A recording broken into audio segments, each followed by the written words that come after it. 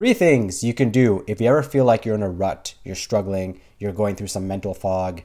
Now, this is something that I personally do. I do this anytime I need a reset, anytime I feel like I'm kind of lost my way, especially during the day or even during the week, or it could even be a couple of weeks. This really, really helps. And I think that if you can apply this anytime you feel like you're in a rut, anytime you feel like you're struggling, you will feel the benefits of it. So, I got some notes here. The first thing I wanted to say is going for a walk. Okay. This is like a step by step thing that you can do, right? Go for a walk. Now, going for a walk is one of the most underrated things that we can do. A lot of times when we think of our health, we think of the gym, we think of fitness, we think of you're there, right?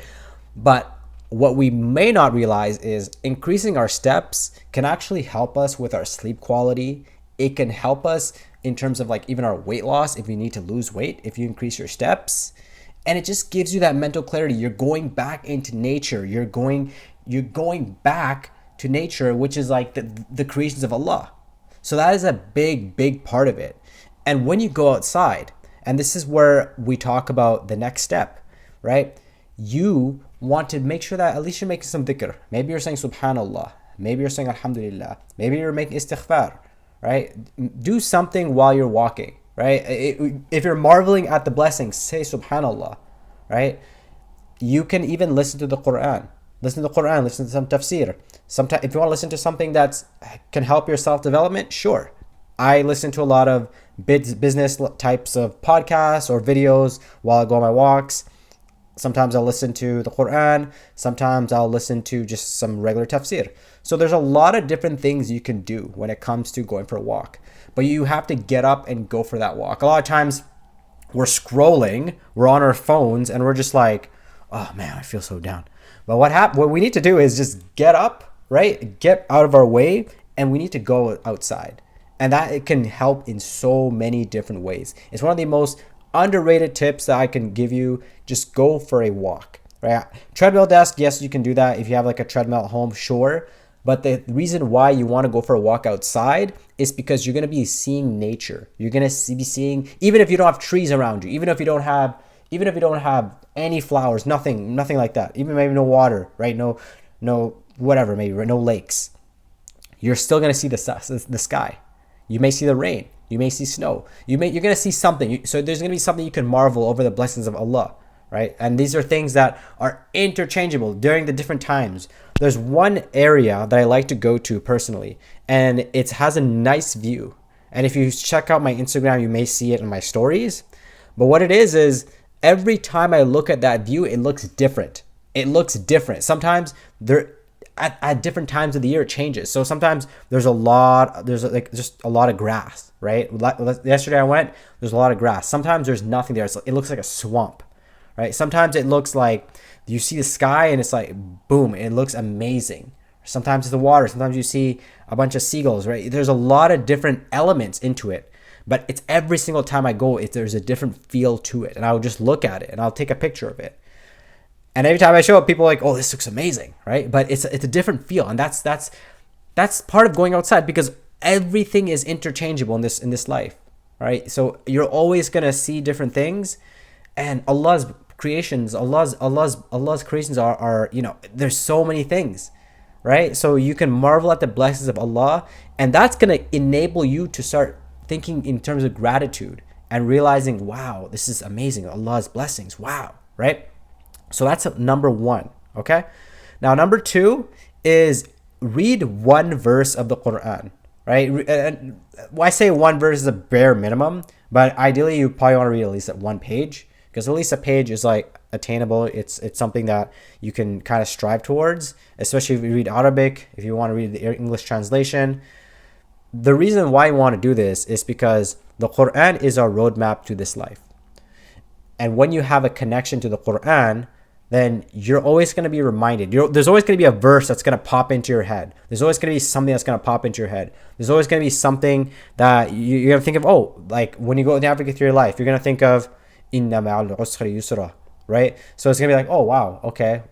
This verse, verily after hardship comes ease, right? So it's like, inna ma'al usri yusra, right? You're like, You're going through difficulties and you remember the verse. You're like, oh wow, like this verse. But what happens is we need to always read, like we always need to read it. And that's why there's a thing where they say you don't retain, when you read a book, you need to read it at least 10 to 15 times, right? To actually attain the knowledge from that book.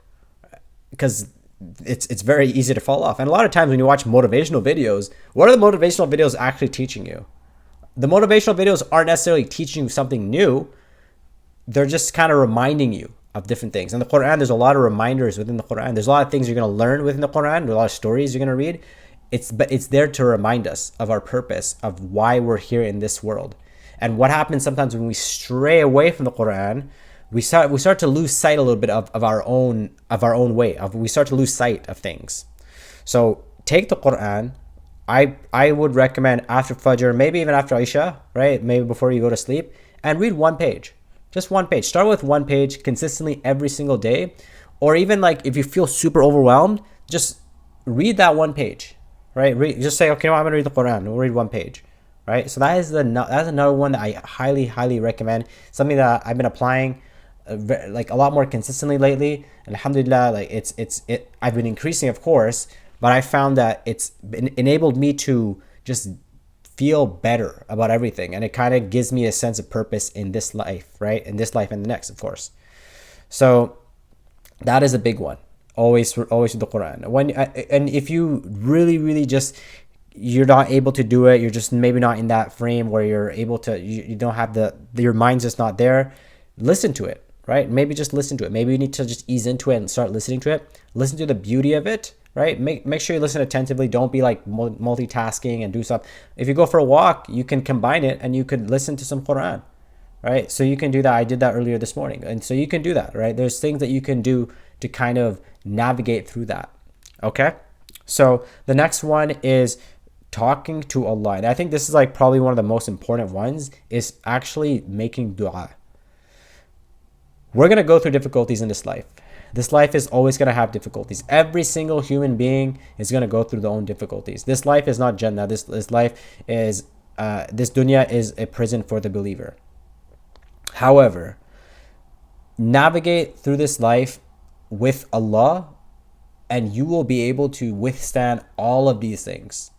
Go through it without Allah, you're going to be a little hamster in a hamster wheel, right? That's really what it's going to be like. So ask Allah. Don't be shy, right? You can be delusional with your du'as. Ask Allah. Just ask whatever it is that you want. Ask. But especially if you feel like you're in a rut right now, you feel like you need to reset, ask Allah to guide you. Ask Allah to help you. Ask Allah to help you figure out what you need to do in your life. Because ultimately, we're all trying to figure this out, right? We're all trying to navigate through this dunya. Right? We're not prophets. Even the prophets, they had their difficulties. The prophets had some of the most difficulties, right? Our beloved Rasulullah sallallahu alaihi wasallam, he had countless difficulties, right? He was an orphan, right? And he lost his wife, he lost his sons, right? So there's a lot of different obstacles that will come in this dunya. Even like his uncle didn't accept Islam.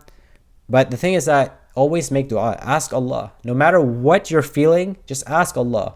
That should always be your number one point of reference, right? If you're feeling difficulties, you're feeling stuck, this and that, don't go to AI. Don't go to Chat GPT, right?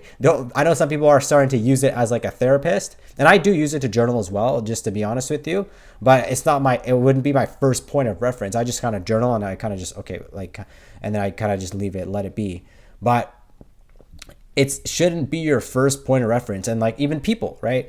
With istikhara, you think of istikhara. Istikhara, you make your istikhara, right? You make istikhara, but after you make istikhara, that's when you consult with people, right? You consult with people. But you make your istikhara because you're asking Allah first. You ask Allah first to guide you, and then after that, you can consult with the people.